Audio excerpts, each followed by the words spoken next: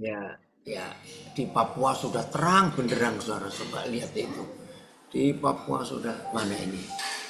Ya, lihat tuh, sudah terang benderang di Papua. Oke, baik, kita belajar ya. Ayo. Tema kita hari ini cukup menantang, ya. Sebentar saya rekam dulu. Bisa dengar jelas nggak suara saya? Yang di Jelas, Koden. Instagram Jelas, Mantap. Koden. jelas ya. Sejelas Instagram, orangnya. Facebook bagaimana? Jelas Pak Jelas, Video, mantap. Facebook mantap semua ya. Ya, saya harus agak kenceng ini suaranya karena di sini rame. Maaf, iya. Maaf ya. Iya, baik. Tema kita hari ini bahwa kasih karunia, ya, pengenalan akan Tuhan itu sebagai pintu gerbang, ya, untuk kita menikmati kasih karunia dan keselamatan. Saudara, kita akan melihat dulu kasih karunia. Nah, saudara yang melihat Novanita dan Dior itu dari Palu mereka, ya. Apa itu kasih karunia? Selama ini kita selalu berpikir kasih karunia itu anugerah pengampunan, ya, anugerah berkat. Kasih karunia itu semua hal-hal yang indah yang Tuhan sediakan buat kita. Tidak salah. Tapi kalau kasih karunia itu hanya stop sampai ke kita, nah itu yang salah. Saya ulangi, jadi kasih karunia itu tidak boleh berhenti, nggak boleh stop hanya sampai ke kita. Harus menjadi berkat buat yang lain. Oke, kita lihat dulu Keluaran 33 ayat yang ke-16. Apa itu kasih karunia? Dan ternyata Musa menuliskan ini. Filipus ada? Keluaran 33 masih dikunci, Pak. Kenapa? Masih Bu Eri, dikunci. Ibu Eri minta tolong jadikan Pak Filipus co-host. Iya, sabar ya.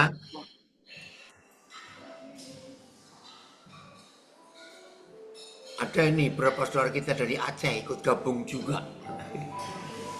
Dari Sydney gabung. Iya, puji Ya, Tuhan. sudah. Filipus sudah.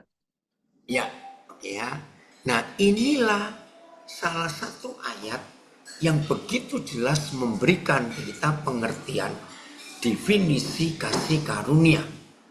Ayat 16, Fit. Ayat 16. Keluaran 33 ayat yang ke-16.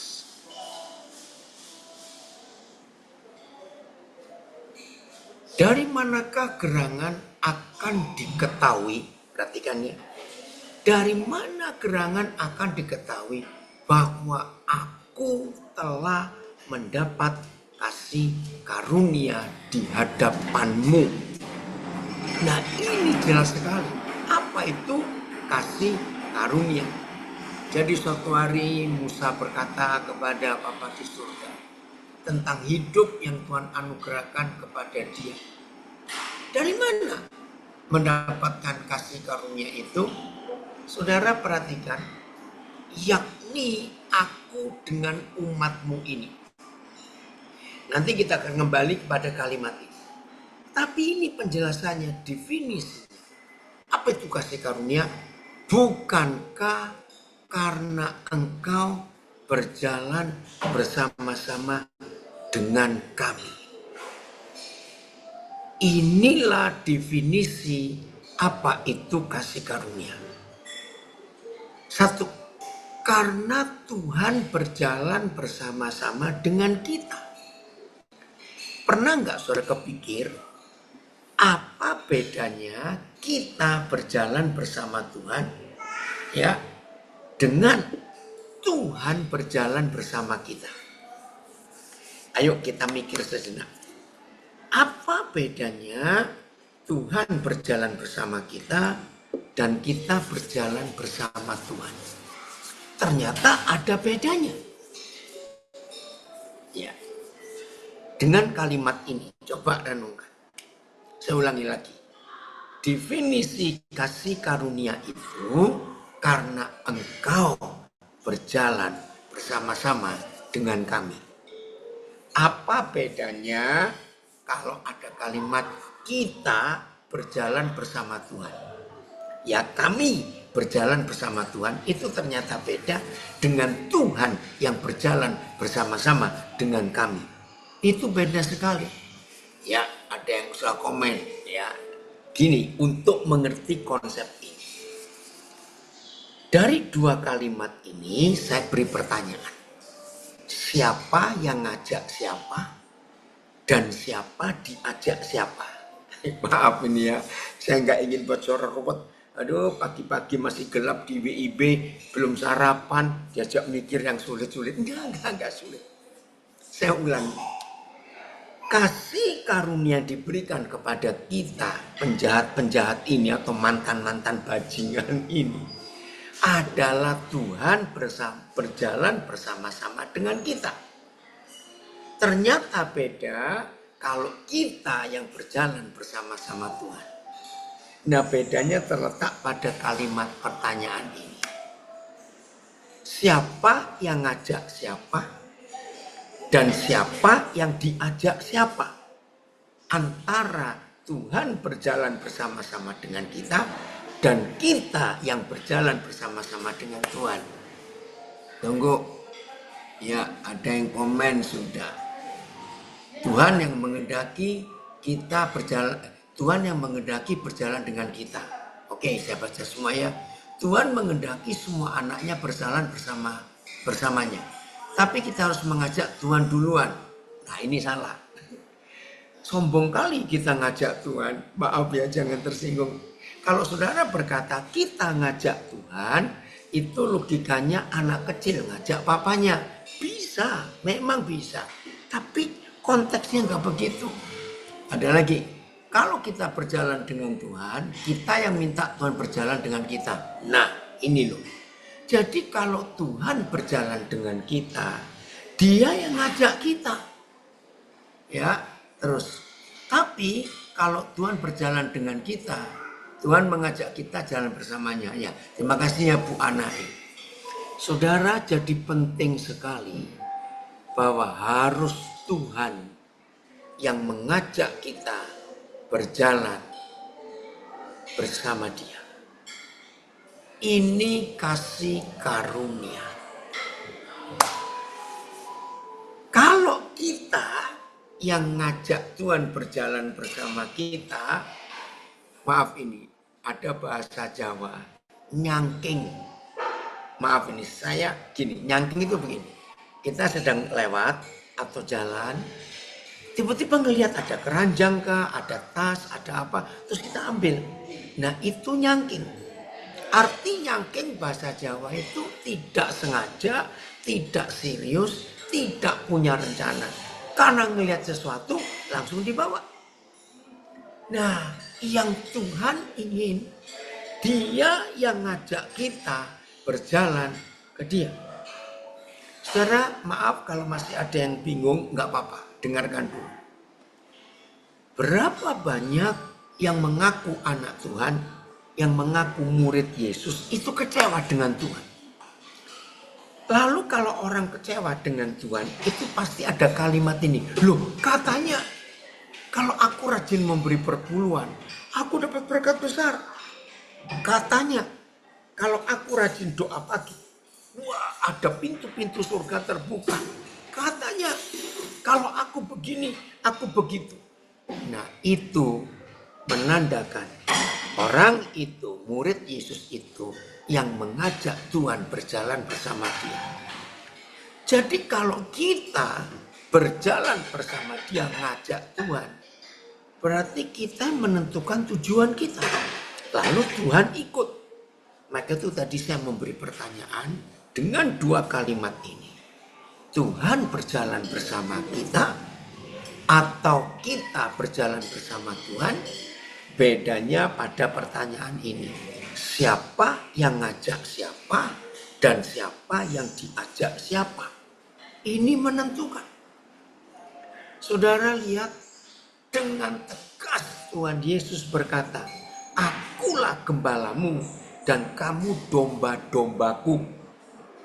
Saya ulangi, dengan tegas Tuhan Yesus berkata, "Aku gembalamu, kamu domba-dombaku." Nah, untuk mengerti kasih karunia yang diucapkan oleh Musa, maaf, di Keluaran 33 ayat 16 tadi, mengapa Tuhan Yesus nggak berkata, maaf ya, ini logika anak-anak ya. Saya guru sekolah minggu, jadi masih bisa cerita hal itu. Mengapa Tuhan Yesus nggak berkata, "Kamulah kucing-kucingku"? Maaf, tahu nggak bedanya kucing dengan domba? Kucing itu nggak perlu gembala. Kucing itu nggak perlu penuntun. Kucing itu pinter. Dibuang jauh-jauh dari rumah majikannya, dia bisa balik. Walaupun waktu buang dimasukkan karung. Kalau domba, keluarkan dari kandangnya cuma jarak 20 meter atau 30 meter. Yakin si domba sudah embe, noleh kiri, noleh kanan, gak bisa pulang. Nah, kalau Tuhan Yesus berkata kita domba-dombanya, berarti kita gak bisa ngajak Tuhan berjalan bersama kita. Karena kita membutuhkan Dia untuk menuntun. Kita gak tahu jalan. Saudara, mengapa Musa bisa berkata begitu tegas? Bahkan lihat ayat 15-nya. Keluaran 33. Ya, mudah-mudahan saya nggak terlalu lama di kalimat kasih karunia. Karena kalau membicarakan kasih karunia Papa kita, aduh saudara, nggak habis-habis. Nah, lihat ini. Berkatalah Musa kepadanya, "Jika engkau sendiri tidak membimbing kami, tidak menuntun kami, janganlah suruh kami berangkat dari sini." Saudara bisa melihat jeritan hati Musa. Lihat intonasi cara saya membaca ayat ini. Oh ya, kepada rekan-rekan pengkhotbah, hamba-hamba Tuhan, kalau mengajar dan membacakan ayat, perhatikan isi ayat itu dan intonasikan sesuai dengan isi hati penulisnya. Musa ini berseru, "Jika engkau sendiri tidak membimbing kami, janganlah suruh kami berangkat dari sini." Ini menunjukkan Musa menunggu Tuhan untuk ngajak dia dan bangsa itu. Musa menunggu diajak Tuhan. Karena dia nggak bisa jalan sendiri. Saudara masih ingat dalam Bilangan pasal 15, ketika hari itu, nggak usah dibuka ya. Ketika hari itu Musa menjelaskan, yang memimpin mereka itu bukan Musa, tapi Musa mengikuti GPS surgawi, tiang awan dan tiang api. Bayangkan, Bilangan 9 ayat 15 mulai. Bayangkan, jadi GPS yang sekarang ditemukan oleh manusia, ya penunjuk arah, ya semua kita sekarang sangat bergantung dengan GPS di handphone kita. Kalau enggak kita akan kesasar. Ternyata ribuan tahun yang lalu, GPS pertama yang dibuat, yang diketahui oleh manusia adalah tiang awan dan tiang api itu. Wah, ini luar biasa. Itu GPS pertama di dunia. Haleluya. Jadi saudara, kasih karunia itu adalah Yahweh Tuhan sebagai Papa yang mengajak kita berjalan bersama Dia. Kalimat yang kedua, ya arti yang kedua, masih Keluaran. Terima kasih ya, udah ini stop ya. Ini ya Pak Filipus dan nayangkan Bilangan pasal 9 mulai ayat 15 sampai 23. Tapi ini ayat 19 ya. Bilangan 9 ayat 19. Apabila awan itu lama tinggal di atas kemah suci, maka orang Israel memelihara kewajibannya kepada Yahweh dan tidaklah mereka berangkat. Ayat 20, ada kalanya awan itu hanya tinggal beberapa hari di atas kemah suci.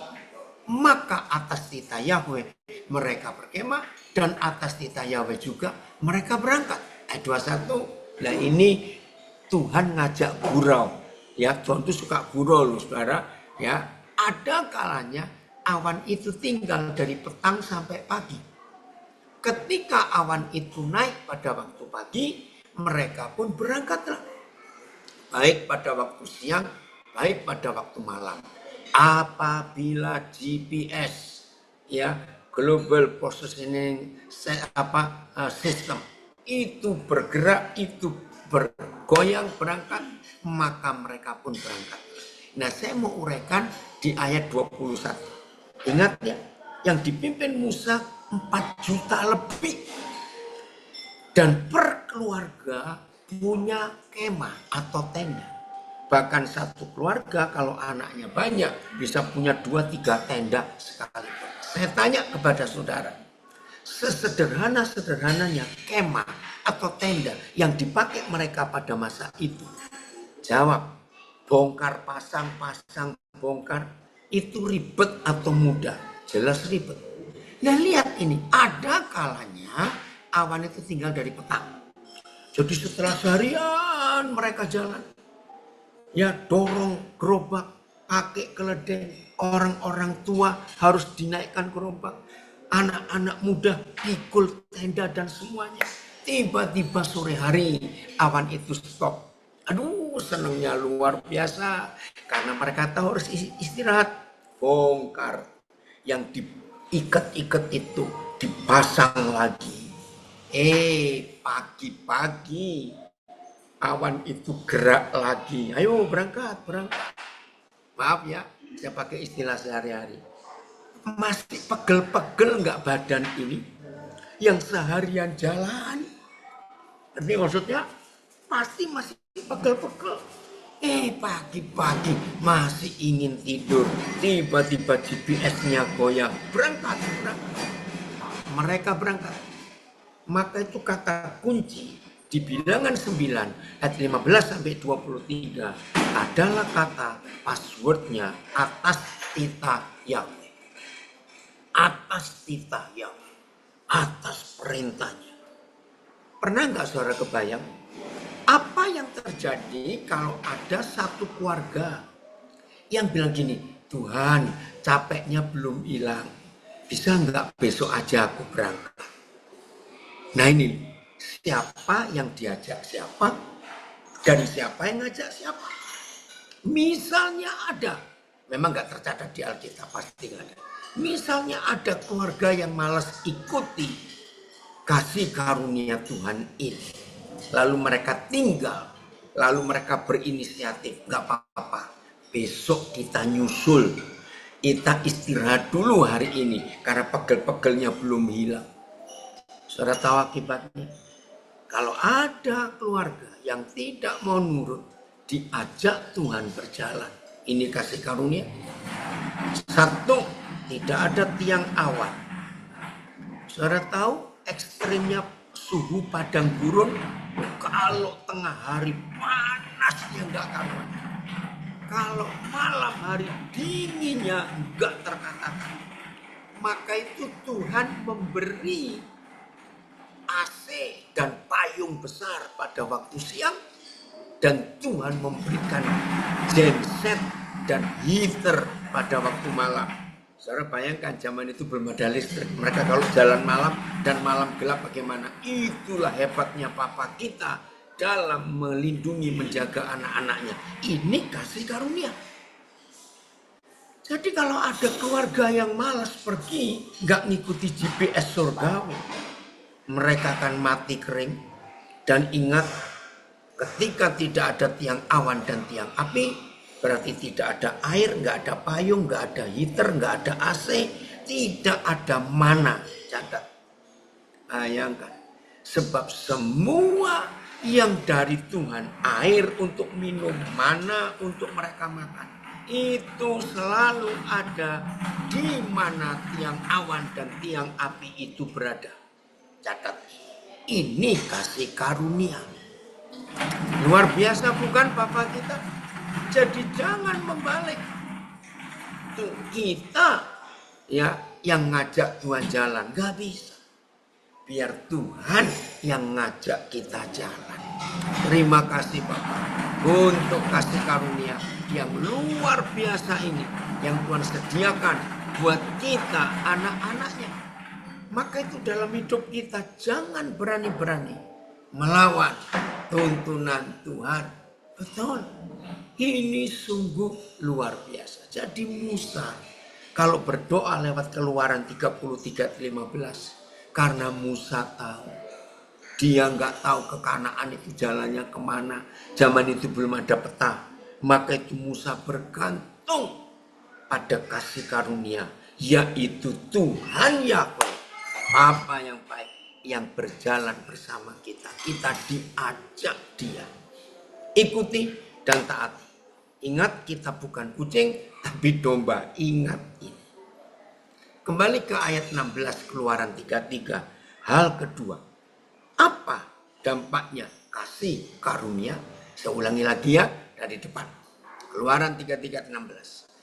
Dari manakah gerangan akan diketahui bahwa aku telah mendapat kasih karunia di hadapanmu, yakni aku dengan umatmu ini? Bukankah karena engkau berjalan bersama-sama dengan kami? Ini definisi kasih karunia yang pertama. Yang kedua, sehingga kami, aku dan dengan umatmu ini, dibedakan dari segala bangsa yang ada di muka bumi. Jadi,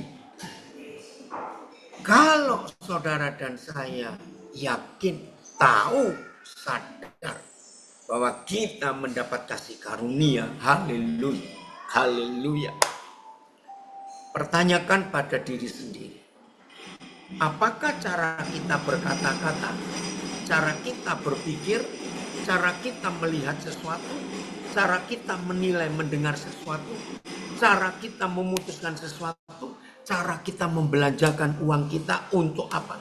Apakah hidup kita sudah beda dengan yang lain atau belum? Sebab definisi mendapat kasih karunia itu yang kedua, sehingga kami, aku dengan umatmu ini dibedakan dari segala bangsa yang ada di muka bumi ini. Berapa hari yang lalu ada satu komunitas mengajak saya untuk Zoom. Dan temanya menakutkan.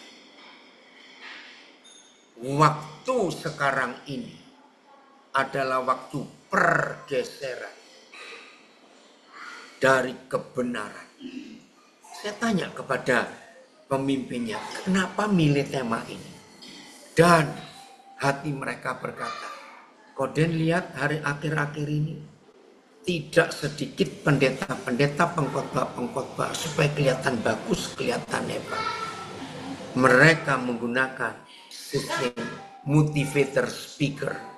Tahu ya, pembicara motivasi. Bagus khotbahnya. Wah, kalau itu yang kalian minta, saya berkata, itu makanan Koden. Karena pergeseran nilai kebenaran di dalam gereja sudah mulai melenceng. Tapi sedihnya belum banyak hamba Tuhan dan gereja umat Tuhan yang mengerti pergeseran ini. Ya ini tadi.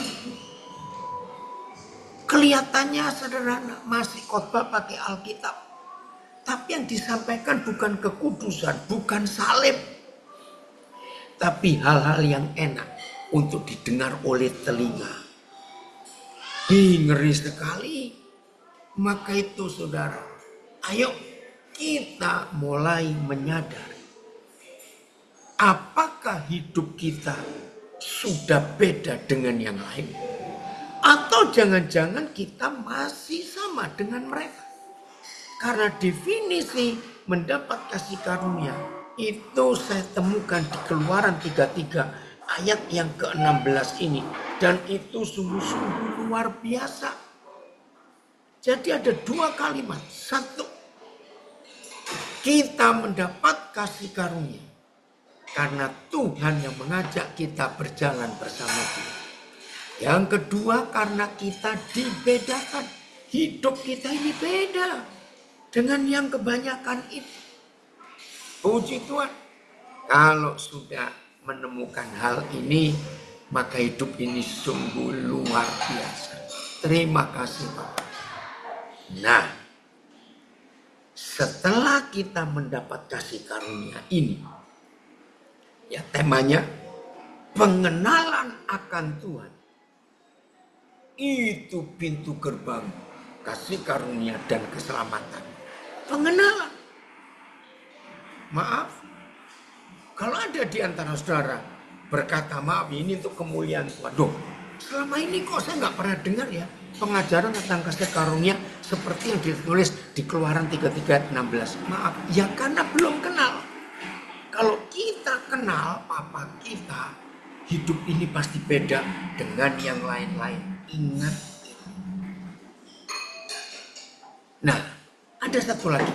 Setelah kita mendapat kasih karunia, Phil kembali ke Keluaran 33 ayat 16. Tiga kali kalau nggak salah. Musa berkata, ya, dari manakah gerangan akan diketahui bahwa aku telah mendapat kasih karunia di hadapanmu? Yakni aku dengan umatmu ini. Satu. Bukankah karena engkau berjalan bersama-sama dengan kami? Ini definisi pertama tentang kasih karunia. Tuhan yang ngajak kita jalan. Kita yang diajak Tuhan. Bukan Tuhan, bukan kita ngajak Tuhan. Tidak. Dua.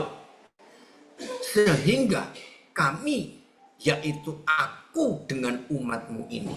Dua kali. Dibedakan dari segala bangsa yang ada di muka bumi. Saudara, pertama kali Roh Kudus ngajar saya tentang ayat ini, saya itu kagum. Maaf, khotbah-khotbah berkat, khotbah-khotbah tentang keberhasilan, sukses, khotbah-khotbah tentang kasih karunia, mujizat dan banyak lagi. 90 sekian persen. Hanya untuk aku dan keluargaku. Aku dan keluargaku. Maaf, yang kenal saya pasti tahu.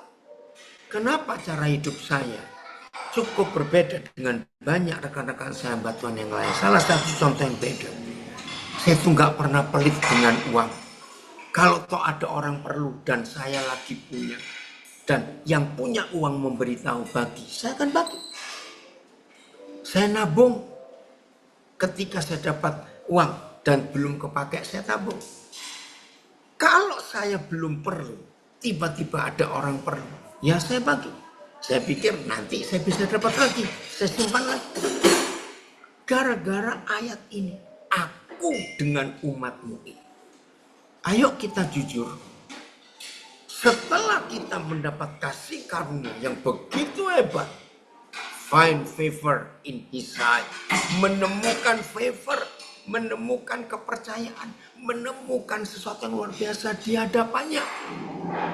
Saudara dan saya harus wajib selalu menanyakan. Setelah aku dapat ini semua,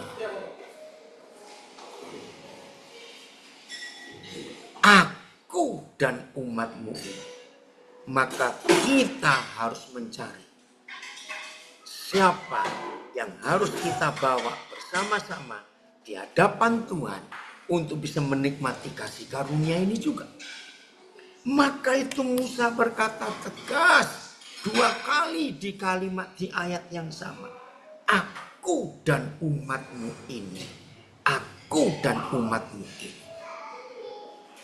Artinya setan gak suka kalau saudara suka berbagi Catat ini, setan gak suka. Tapi dari Musa kita belajar. Aku dan umatmu ini. Cari, temukan. Saya ulangi, cari, temukan. Saudara dan saya tidak bisa berdiri sendiri di hadapan Tuhan untuk menikmati kasih karunia kalau tidak ada orang-orang lain di sekitar kita. Aku dengan umatmu ini. 2 kali ini, dalam 1 ayat saja. Masih ingat gak penderitaan Musa memimpin bangsa itu? Aduh, Musa stres, berat stresnya. Phil, masih ingat gak berapa hari lalu kita Zoom, lalu ada ayat Papa lupain. Musa itu begitu marah kepada bangsa itu, terus berkata, Yahweh Tuhan, apakah aku yang melahirkan mereka? Apakah aku yang memangku mereka seperti anak? Itu Musa stres. Bisa bayangkan Musa. Ada yang tahu nggak ayat itu? Saya lupa. Wih, ini luar biasa. Dalam keadaan bangsa itu begitu kurang ajar, menyakitkan hati Musa. Tapi Musa masih memperhitungkan, aku dengan umatmu ini. Ayo kita jujur. Apakah orang-orang yang Tuhan sengaja utus? Perhatikan kalimat ini. Apakah orang-orang yang sengaja Tuhan utus untuk mengganggu hidup kita? Apakah kita masih mau mengajak dia atau mereka untuk menikmati kasih karunia itu? Lihat ini, terima kasih Phil. Bilangan 11 ayat 12. Musa ngomong begini. Karena stresnya dia memimpin 4 juta orang. Akukah yang mengandung seluruh bangsa ini? Atau akukah yang melahirkannya? Stres ini, stres, maaf. Sehingga engkau berkata kepadaku, pangkulah dia seperti pak pengasuh, babysitter. Oh Tuhan, pangkulah dia seperti pak pengasuh, memangku anak yang menyusu, berjalan ke tanah yang kau janjikan dengan bersumpah kepada nenek moyangnya. Sadar Musa emosi karena bangsa itu kurang ajar betul. Pertama saya diberitahu ayat ini, saya tuh nangis. Musa, sampai segitunya dia. Tapi kalau kita baca tadi di Keluaran 33, Musa tetap mau mengajak mereka yang kurang-kurang ajar itu, maaf, untuk tetap bisa menikmati kasih karunia. Haleluya. Mari kita jujur pada diri kita sendiri. Sudahkah kita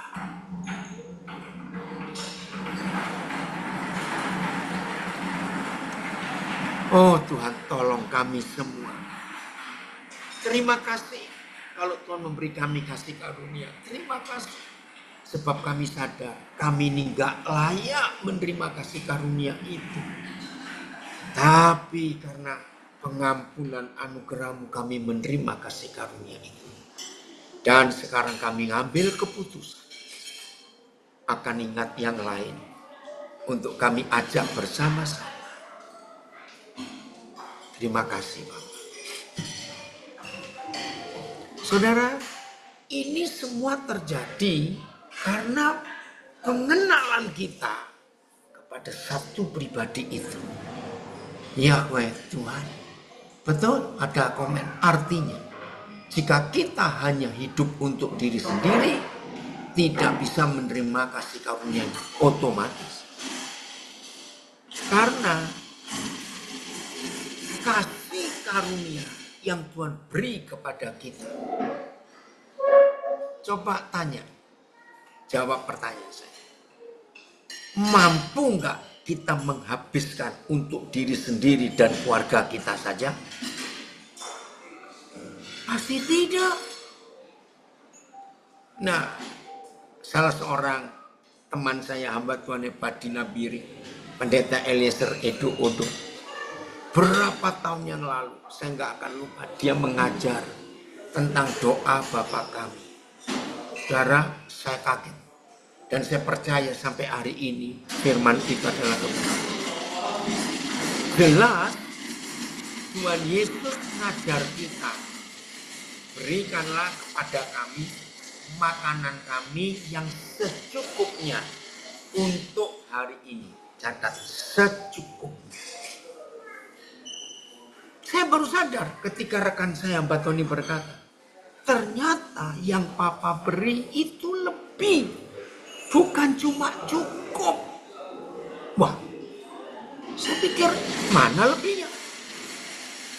Nah, saudara perhatikan, ini intermezzo, jangan tersinggung. Mau bukti bahwa kita minta secukupnya? Bentar ya, biar keretanya lewat. Mau tahu buktinya? Ketika kita minta secukupnya, Papa memberi kita lebih. Jangan tersinggung, saya cuma ngomong. Buktinya, badan kita bunter-bunter, bulat-bulat begini, maaf. Itu kan karena kita dapat lebih. Begini kata Pak Edo. Dia memberi, ada yang komen tertawa itu. Pak Edo berkata begini. Mengapa kita minta secukupnya, Papa beri lebih? Woi, kalimat berikutnya membuat saya sadar. Sebab Papa tahu, di sekitar kita masih banyak orang yang belum tahu ada Papa yang di surga sebaik Papa kita. Ketika Papa tahu, orang-orang yang ada di sekitar kita itu lapar, maka Papa titip kepada kita yang minta secukupnya, diberi lebih. Tujuannya bagikan ke mereka yang ada di sekitar kita. Ini luar biasa. Inilah kasih karunia, termasuk keselamatan. Gratis kita terima. Ayo bagikan. Wih, ini dahsyat sekali. Hebatnya Papa kita itu, terima kasih. Nah, maaf. Kalau saudara nggak terima, nggak apa-apa. Dari pernyataan Pak Pendeta Edo ini, tiba-tiba saya kepikir. Kecuali yang punya warung dan restoran. Maka saudara dan saya yang tidak punya warung, nggak punya restoran, tidak boleh menyimpan makanan hari ini untuk besok. Awas. Loh, kenapa tidak? Roh Kudus itu luar biasa. Masih ingat mana yang turun dari surga? Pasti ingat. Ada orang Israel yang malas bangun pagi. Maaf ya. Ada orang Israel yang malas bangun pagi. Masih ingat ya? Lalu mereka buat rencana. Ayo kita kumpulkan yang untuk besok. Supaya kita besok nggak bangun pagi. Masih ingat ya? Terjadi apa besoknya? Mana itu berulat sudah busuk. Wah, itu keren sekali. Jadi berkat hari ini, ayo kita bagi ke hari ini. Jangan tunggu besok. Nah, kalau kita masih sisa, jangan disimpan di kulkas. Maaf, jangan marah. Bagikan ke tetangga-tetangga, ke siapa saja. Kami tinggal di Papua. Tetangga kami, ya kebetulan orang-orang cukup. Nah, saya punya kebiasaan sejak ngerti ayat itu. Saya bilang pada istri saya, pokoknya jatah hari ini kalau masih ada, ayo panggil siapa yang mau makan, datang ke rumah. Maka itu anak-anak kami di Nabiri memberi rumah yang kami tempati itu Bethlehem. Saya tanya kepada mereka, kenapa kalian beri rumah kami ini Bethlehem? Kaget saya, karena selalu ada makanan. rumah roti. Oh, terima kasih Fir. Keluaran 16 ayat 20. Tetapi ada yang tidak mendengarkan Musa dan meninggalkan daripadanya sampai pagi, lalu berulat dan berbau busuk. Maka Musa menjadi marah kepada mereka. Ini loh. Nah, saudara, jangan simpan makanan hari ini buat besok. Bagikan. Lalu Roh Kudus beri saya pengertian. Maka itu saya katakan kalau nggak cocok, nggak terima, nggak apa-apa. Cuma saya menyampaikan. Ternyata kalau ada anak Tuhan, murid Yesus, menyimpan makanan secukupnya hari ini buat besok, maka dosanya 4 kali lipat. Nggak ada ayatnya, jangan cari. Ya, oke. Ada tulisan Keluaran 16 ayat 4. Lalu berfirman Yahweh kepada Musa, sesungguhnya aku akan menurunkan dari langit hujan roti bagimu. Woi, keren. Maka bangsa itu akan keluar dan memungut tiap-tiap hari sebanyak yang perlu untuk diri sendiri, supaya mengumpulkan yang perlu seperlunya cukup untuk mana tadi? Untuk sendiri. Supaya mereka aku coba, apakah mereka hidup menurut hukumku atau tidak. Nah, jadi kalau ada di antara kita lagi sini nggak ada ayatnya ya, nggak ada. Ini cuma sebagai pengertian dan saya lakukan. Kalau saudara punya makanan hari ini dan nggak dibagikan karena masih sisa, lalu disimpan untuk besok, dosa kita 4 kali lipat.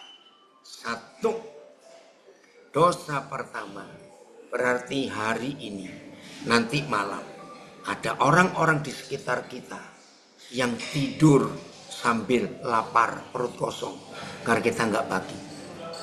Dosa kedua, ya lagi sekali nggak ada ayatnya, jangan saya dituduh buat ayat sendiri, tidak, ini cuma pengertian. Dosa kedua, hari ini para penjual sayur, penjual daging di pasar tidak laku karena kita nggak belanja, karena makanan kemarin masih ada, maaf. Dosa ketiga, semua makanan yang dipanasi ulang itu tidak sehat. Ya, yang pelit pasti nggak bisa berkata amin. Maaf, saya cuma ngomong. Loh, ada yang tertawa. Yang keempat, kita melanggar hukum Tuhan. Ini loh, Keluaran 16 ayat 4 ini bagus. Lalu berfirmanlah Yahweh kepada Musa, sesungguhnya aku akan menurunkan dari langit hujan roti bagimu. Itu luar biasa. Maka bangsa itu akan keluar dan memungut tiap-tiap hari sebanyak yang perlu untuk sehari. Keren. Supaya mereka Tuhan tes, supaya aku ngetes bangsa itu. Apakah mereka hidup menurut hukumku atau tidak? Bayangkan seperti itu Papa ngetes dengan makanan hari. Terima kasih Papa. Engkau sungguh luar biasa. Untuk pengertian aku dengan umatmu ini, untuk mendapatkan kasih karunia. Ya, ada yang komen dari Blitar. Kalau kita berjalan dengan Tuhan, kita yang ngajak Tuhan. Demikian sebaliknya. Ketika Tuhan berjalan bersama, kita di hidup ini sangat indah. Karena hidup ini akan damai. Amin. Ya, saudara, jadi ayo kita berubah mulai hari ini. Bagaimana konsep hidup kita? Melakukan semua kehendak Tuhan. Sehari-hari, tiap hari loh, setiap hari. Ada hal-hal baru yang Tuhan. Dari Serpong, sudah hampir 2000 tahun. Firman kasihlah sesamamu manusia seperti dirimu sendiri. Sebagai firman yang setara sejajar dengan mengasihi Bapa. Tapi yang muncul 99,9% masih kasih diri sendiri saja. Ampuni kami Tuhan. Betul. Seringkali kita lupa. Maka itu mari mulai hari ini saudara. Kita sangat tahu. Nanda, ini anak saya yang di Perth, ya. Masih di Perth kamu nak? Ya, senang sekali Papa lihat kamu. Ya, ada yang komen dari ini kampung di Sumatera Utara. Beberapa hari lalu saya simpan stok rencana untuk seminggu ini tunggu gajian. Tiba-tiba datang beberapa anak bantuin cabut rumput. Akhirnya stok dihabisin buat mereka. Karena selalu ingat firman Tuhan yang dibagikan. Saya Papa bagikan. Haleluya. Wah ini penginjil terkenal dari Nabire. Wah bahaya yang nyimpan tart Natal sampai Pasca. Ini penginjil satu ini. Ada loh dapat kue tart Natal disimpan sampai Pasca baru dimakan lagi sisanya. Ayo bertobat. Oke ya. Jadi ini luar biasa. Ya hidup kita. Nah ada yang komen, kulkas saya sering dibuat kosong. Amin. Ya bolehlah nyimpan air, ya buah nggak apa-apa. Oke, tapi makanan harus kita bagikan. Karena banyak orang yang lapar di sekitar kita. Nah, saudara untuk bisa punya pengenalan kepada Papa. Karena ini kuncinya, ya pengenalan akan Tuhan. Itu membuat pintu-pintu gerbang kasih karunia dan keselamatan. Nah kita sudah bahas kasih karunia. Pengenalan. Maaf ya saudara, rajin berdoa, rajin baca Alkitab, aktif pelayanan. Tapi tidak pernah bergaul dengan Tuhan, maka orang sehebat itu tetap tidak akan kenal. Sebab untuk mengenal seseorang itu bukan lewat aktivitas rohani. Tapi harus tahu pribadi orang itu dengan bergaul. Saya nggak tahu siapa yang buat ilustrasi ini. Tapi saya pakai sampai hari ini. Ilustrasi ini saya dapat tahun 70-an yang lalu. Ya. Ada seorang nyonya, bos majikan, tapi dia tidak menikah. Ibu, ya perempuan. Dia punya pembantu kepercayaan yang sangat dipercaya untuk urusan rumah, urusan apa saja. Masaknya pun pembantu ini enak sekali. Suatu hari, nyonya ini, bos ini, mendapat resep dari temannya. Daging dimasak ini. Oke. Nah, kali ini pertama kali si nyonya ini bilang kepada pembantunya, "Bi, aku sudah beli daging. Tolong potongin segini-segini, masukkan kulkas. Nanti aku pulang dari kerja, aku akan masak. Aku dapat resep baru dari temanku. Aku mau coba." Bos berangkat. Si pembantu menuruti potong segini-segini. Ketika dia mau simpan di lemari es, masuk sebuah ide yang bagus sekali. Saya percaya semua kita kalau punya pembantu model begini, aduh senengnya luar biasa. Ini pikirannya, aduh nyonyaku ini sudah capek kerja. Masak pulang harus masak lagi. Lalu dia putar otaknya. Saudara, selama dia kerja dengan bos ini, tidak, ya ada yang komen, Yudi, teringat lagu, mereka perlukan, betul, people needs the Lord. Saudara, pembantu ini tidak pernah masak yang gak dapat pujian. Memang hebat. Nah, hari itu dia putar otak. Kira-kira masakan apa ya yang belum pernah aku masak untuk bosku yang baik ini? Putar. Tek. Aku ketemu ide. Dia masak daging itu sesuai seleranya. Dengan maksud nanti pulang nanti bosku pulang, aku dapat pujian. Oh, si bos di kantor sudah membayangkan. Nanti aku pulang masak ini, masak itu, begini, begitu. Wah, sudah mungkin mulutnya sudah berair nyem karena begitu. Sampai rumah dia kaget, ternyata daging itu sudah dimasak oleh pembantunya. Dengar ilustrasi, dia coba, wih, dia bilang, kenapa baru sekarang kamu punya resep yang terenak, yang kamu nggak pernah cerita, nggak pernah buat untuk aku. Ayo, kalau saudara dan saya simbok, si bibi, si pembantu, waduh, berbunga-bunga ini. Ini istilah anak muda. Kalau untung simbok ini nggak pingsan, dapat pujian bahwa belum pernah kamu masakkan seenak ini. Belum selesai. Tapi Bi, nah ini dengarkan, saya bertobat. Tapi Bi, seleraku hari ini bukan masakanmu. Seleraku hari ini adalah masakanku yang harusnya aku masak dengan daging ini. Istilah anak muda, mak jelek. Simbok ini, si bibi ini, dari dipuji luar biasa. Saudara, saya selalu minta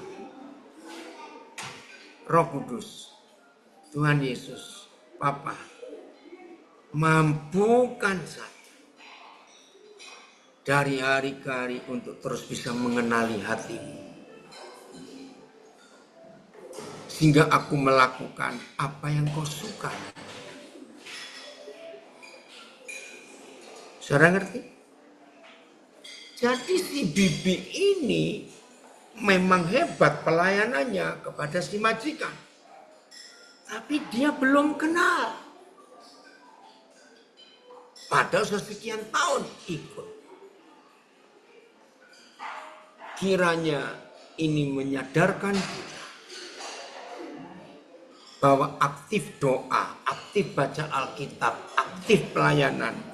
Kalau kita nggak bergaul dengan Papa kita, bergaul dengan firman, nggak bisa. Kita kenal dia. Tadi sebelum mulai ini, ada yang WA saya, Koden, saya ini rajin loh ngikutin Zoom, ngikutin apa itu live-nya Koden. Saya boleh tanya ya, tapi jangan marah. Apa? Saya tanya. Kok saya ini jarang lihat Koden berdoa kalau mau mulai khotbah atau mulai kebaktian. Saya jawab, doa itu nafas. Betul ya? Karena gereja percaya doa itu nafas. Kalau doa itu nafas, ya nggak perlu dong kita pakai jam. Misalnya ada yang doa 5 kali sehari. Jadi orang itu bernafasnya cuma 5 kali sehari. Betul nggak? Nggak bisa. Kita itu bernafas 24 jam penuh. Nggak cuma berapa kali sehari. Nggak bisa.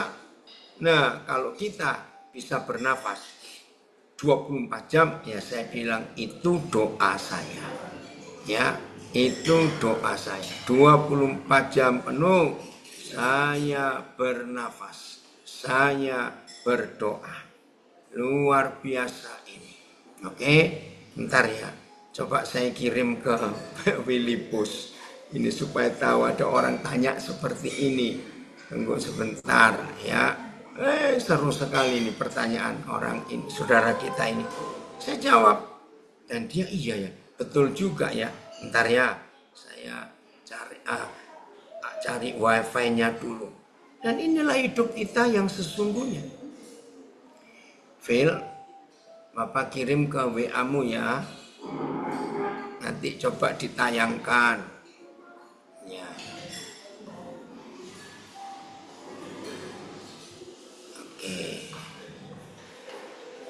Bentar, mudah-mudahan masuk.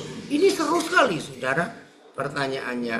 Ya untung di WA ini tidak ada namanya, jadi nggak apa-apa. Masuk Phil? Ya coba tayangkan ya. Oke, kita lanjut sekarang. Jadi rajin doa, rajin baca Alkitab belum tentu kenal. Karena kalau cuma aktivitas, cuma rutinitas, belum kenal. Maka itu bergaul dengan Tuhan, itu yang membuat kita kenal siapa Papa. Ya, saudara, saya berapa kali berkata, teologi itu ilmu untuk tahu tentang Tuhan. Bergaul dengan seseorang tidak bisa kita pakai dengan mempelajari orang itu. Oke, coba ini ya, saya mau tunjukkan ini. Ini pertanyaannya baru tadi pagi, saudara. Berapa saat sebelum Zoom ini? Ya, coba baca itu. Lucu sekali ini pertanyaan. Udah ya. Saya ada pertanyaan nih, oke enggak? Saya perhatiin ya, di gereja atau Zoom, Koden enggak mulai dengan doa ya. Kenapa? Ada penjelasan yang rohani enggak? Nah, saya jelaskan. Karena doa Koden itu 24 jam. Baca 1 Tesalonika 5 ayat 17. Gereja percaya bahwa doa itu nafas orang Kristen. Jadi selama kita sedang bernafas, berarti kita sedang berdoa. Setuju ya? Ya harus begitu. Maka itu saudara, penting sekali kita itu mengenal Bapa. Ya, dalam hidup kita mengenal Dia. Baik, kita kembali lagi ke David. Kan itu. Nah, jadi doa kita itu 24 jam sehari. 7 hari seminggu. Tidak putus-putus. Terima kasih Bapak. Ingat perumpamaan pokok anggur yang benar. Jadi harus nempel. Masa kalau nempel di pokok anggur itu ada jamnya, ada waktunya? Tidak, 24 jam penuh. Bergaul. Apa itu bergaul? Tiap hari ketemu. Tiap hari kontak. Ingat semua kita waktu masih muda, masih remaja, kan punya sahabat dekat yang jadi teman bergaul. Woi, bisa cerita apa saja. Bergaul itu nggak ditentukan jamnya. Kalau jam 3 subuh kita perlu sahabat kita yang bergaul. Kontak, dia nggak akan marah. Nah, itu yang Tuhan mau, 24 jam. Dan hebatnya bergaul. Ada dampak yang luar biasa dalam pergaulan. Kita ketularan. Kita baca dulu. Kejadian 5, 22 dan 24. Wih, inilah satu-satunya orang di perjanjian lama. Nah, orang pertama di perjanjian lama yang tidak mengalami kematian. Bukan karena dia rajin doa.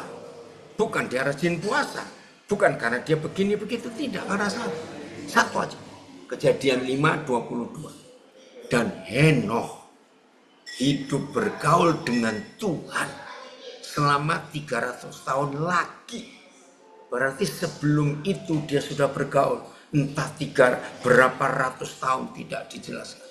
Ayat 24. Apa hasilnya kalau dia bergaul, berjalan bersama Tuhan? Ayat 24. Dan Henokh hidup bergaul dengan Tuhan. Lalu ia tidak ada lagi.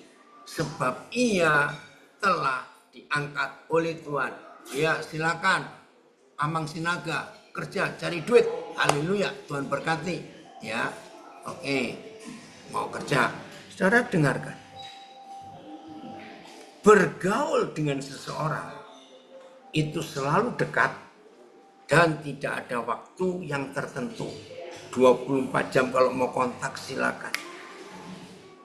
Tapi teologi itu mempelajari tentang Tuhan. Semua kita bisa tahu, ya, Presiden Soekarno, Presiden Gus Dur, Megawati, tokoh-tokoh pahlawan Diponegoro, ya, siapa saja, Habibie, bisa karena ada buku tentang mereka. Bacalah.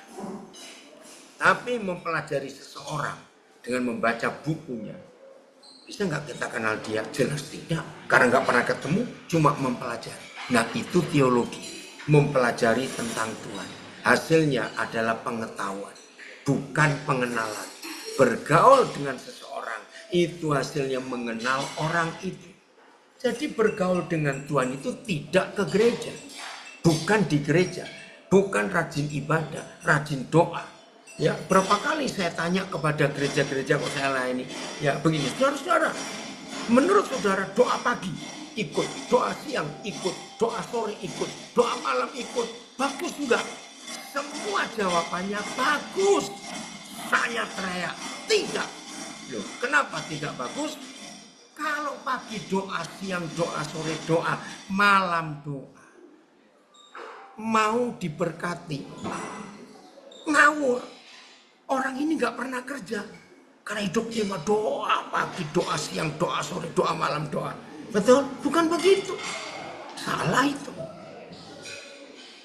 Doa itu bukan sikap khusus, lalu kita nggak kemana-mana. 24 jam, karena itu nafas. Nah, itu bergaul dengan Tuhan. Oh, tiap kali saya ngajar soal mengenal Tuhan, selalu ada hal yang sama. Maaf ya, maaf. Saya percaya semua mengikuti sekarang ini, baik via Zoom, Instagram, Facebook, maupun rekamannya, YouTube-nya ini semua ada. Pasti pernah mengalami lagi bertakhta sekian menit di kamar kecil. Tahu, lagi BAP. Saya ngomong, berapa kali Tuhan hadir dan kita mendengar dia bicara sesuatu lagi bertakhta itu. Setuju ya? Pasti pernah. Nah, saudara, itulah Bapa kita. 24 jam kita bergaul. Terima kasih Bapak. Nggak harus doa tutup mata, lipat tangan, berlutut, tidak. 24 jam penuh. Maaf, saya pakai istilah, lagi ngupil pun tetaplah berdoa. Iya, ada yang komen, jadi hati-hati dalam melakukan dosa. Iya, Tuhan ada di situ. Iya. Ayo, rajin berdoa ya, 24 jam penuh, pasti kita lupa berdosa. Terima kasih Dorma untuk komenmu yang bagus ini. Jadi hari ini ayo kita merubah konsep kita.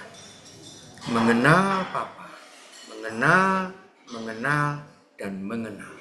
Maka pintu gerbang kasih karunia dan keselamatan melimpah untuk kita. Dan jangan lupa apa definisi kasih karunia? Tuhan yang mengajak kita berjalan bersama Dia, dan ada orang lain yang kita ajak untuk menikmati kasih karunia itu juga. Tuhan Yesus memberkati kita semuanya, semua komunitas Morning Prayer for Jesus. Haleluya. Kita bersyukur dapat kesempatan yang indah untuk belajar. Tuhan memberkati kita semuanya. Oke, saya kembalikan ke Bu Nina, host kita. Thank you, Koden. Terima Luar biasa ya.